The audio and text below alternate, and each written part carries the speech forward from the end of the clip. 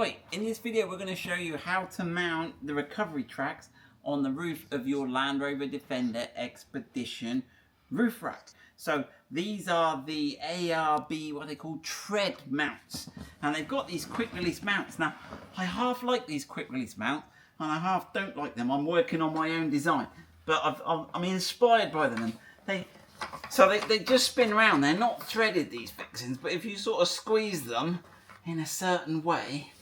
Let me have a look, can I? Oh, see, I can't even. Here you go. Oh, there you go. Right, so what you've got here, let me see if I can come closer to you. Whoa. So what you've got is you've got this funny little thing, and if you squeeze those together, it sort of clamps, and then if you sort of undo it, but try doing that. Oh, and it gets you every time. Try doing that with your gloves on in the wet. It's not going to happen, so I'm going to design a better one of those. But that's beside the point, isn't it, Alicia? So, right, let's get these open. There we go. I've got the hang of it now. I think they're designed so you can padlock them. And you probably don't need 4, but there we go. So we've got 4 of those. There. And then you can take off your recovery tracks. Push. There we go. So these are the ARB Tred. What are they called there? They're pretty flash. They've got these sort of hard plastic inserts and stuff, so and they got all sorts of extra bits, so they've got a good chance, and you can use them as a shovel or something. One end's like a shovel, and yeah, we've not had to get them muddy yet. Right, and then you can see what we've got. So basically we've got 2 mounts, and we'll have a look at them in the workshop. And basically they clamp round these bars, and they can slide along so you get it the right distance apart. So let's get a set out, have a look at them, and show you how to fit them. Right, so in your kit you're going to get 2 sets of this. So this is obviously 1 clamp. It looks a bit complicated, but it's not too bad. So on there you've got the upper, and you should have a lower as well.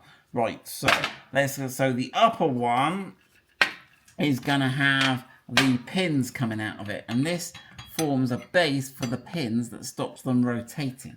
Okay, and what we've got to do is we've got to screw. The trouble is this plate will be loose, so there's 2 stainless steel self-tapping screws, and you'll notice on this one you've got the 2 small holes in the middle, so you line that up and then you can just screw those screws in. Again, it's just keeping it there while you assemble it. They're not actually stopping, so don't go too berserk into the plastic. Okay, right. Okay, so then the pins will go in there. Now we can assemble one, so we now need to put the bottom under there, and you can see that it's got like a pointy shape at the front and a rounded bit, and then we can do that. Now it's going to be tricky to assemble it all, but what little trick I've found, so these are the stainless steel torque bolts, you can put that through, okay, and you might be able to get him on just a couple of turns, okay, just so he's not going to fall off. And then what we'll do is we'll go and put it on the roof, and then we can slide this under, and then we've just got to get this nut and bolt together. So, but if you pre-assemble it in the workshop, it will save you time when you're on your roof. Right, so you probably don't need to be sat on your roof to do this.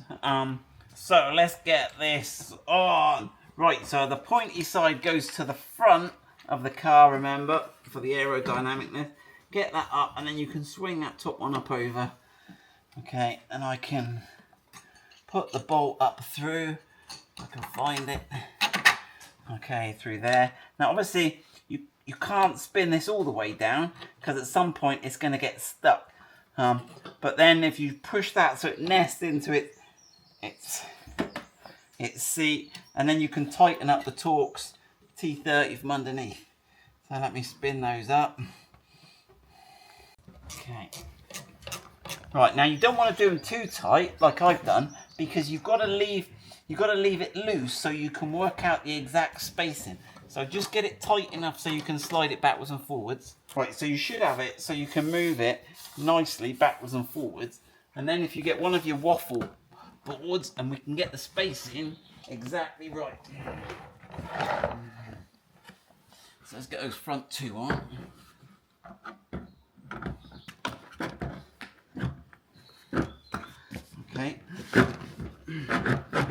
and then we can slide this along until it's in line with the spaces we need in the back. Right, so there you go, and you can get that in, and now you know that's good. That's where we're going to, so I'll tighten that up now, because once I've nipped it up, I can get underneath still with those on. So with that nipped up, I would recommend just taking it off again, just to check that you've got, that these are seated in the stainless steel. Fully tighten that up. Right, put the second one back on, that's all back on. Okay, and then these clips, you just squeeze these two bits together. So push them on and then squeeze them together. So they're actually easier to get on than they are to get off, which when you're stuck, I guess, isn't good news, but there we go.